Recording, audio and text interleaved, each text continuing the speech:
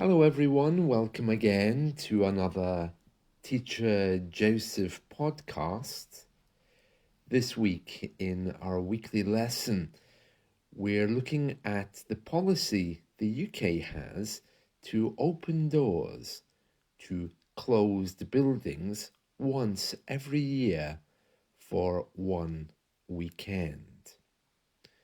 For those of you who haven't heard of Doors Open Day, it gives us the opportunity to visit different buildings and structures which are usually off limits. Off limits simply means prohibited. Different parts of the UK celebrate this festival on different weekends, which means that you can travel around to visit different places, usually around the month of September. Although different parts of the UK have different ideas for when they like to celebrate Doors Open Day. Speaking about places being open and accessible, one of the biggest problems we have here in the UK is finding volunteers to help out on Doors Open Day. For example, if a church, which is usually closed, wants to open for, let's say, one weekend, then they need people to be there, people to unlock the building, to guard the building's treasures.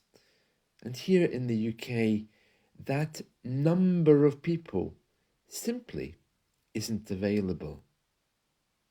One place I went to visit at the weekend only had 2 volunteers on duty, which meant that the building was only open for 2 hours. Many of us like to go to visit these old buildings. But unfortunately, even on Doors Open Day, they can be hard to access, especially if there's no one left to open those buildings. Many of them are privately owned. For example, if you think of an old church, somebody owns it, and they're not going to be okay letting strangers come in to operate it for a weekend. They prefer their own people.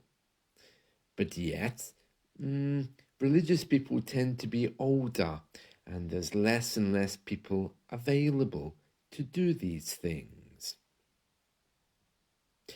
Our government has recently introduced a new system which it hopes to help young people getting involved with volunteering.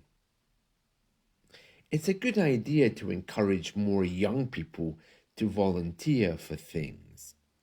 But for things like Doors Open Day, the number of people volunteering to help seems to be getting lower and lower. Fewer and fewer people want to help out on days like this because we all want to visit places, but we don't really want to help keeping places open. Well, today we're going to talk about access to something else.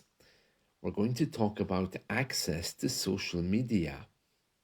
And that's important because the British government for some time have been looking at ways to restrict social media and gaming. One idea that's on the table is to restrict social media to people who are over a certain age. And that's exactly what Australia is about to do. Many people here say that in the UK, we tend to follow America. America makes a rule and then we pick it up. But as we know from the smoking ban that was recently introduced, it's not only America that we follow, we sometimes also follow what other governments are doing in the English-speaking world. The smoking ban, for example, came from New Zealand, and there's other laws from Australia that we often follow. We're going to look at a new Australian law today because looking at Australia probably will give us some kind of guide as to what the UK is going to do in the future. So this story is from The Guardian today, Tuesday the 10th of September, and it says, Australia to set minimum age for access to social media. Let's read through it. It says here, the Australian government plans to impose, that means put forward, or to make rules for other people, a minimum age for children to access social media and gaming platforms, with legislation to be introduced into Parliament before the next election, which is due next May. The Prime Minister of Australia, Anthony Albanese, will announce the move today, but will not specify the age limit, saying the government wants to wait for the results of an age verification trial that begins its final phase this week. It says here, and this is a quote from Mr. Albanese, the Australian Prime Minister, he says, "We know that technology moves fast. No government is going to be able to protect every child from every threat. But we have to do all we can. Parents are worried about this. We know they're working without a map. No generation has faced this challenge before." The move will be aimed at social media and other relevant digital platforms, which is understood to mean gaming. And then there's a report here from someone called Robert French, who's from their court system, their legal system, and he's made a report. And he's looking at exactly how they could enforce this. But they've decided that, well, evidence shows early access to addictive social media causes children harm, which is no different to cigarettes or alcohol. And there's an age verification trial going on at the moment, which is aimed at stopping children accessing pornography and limiting social media for teens aged between 13 and 16. Well, it doesn't really say here exactly how it's going to work, but I can tell you that our last government, they also tried this. They made a very bold statement some years ago saying that they were going to end pornography in this country.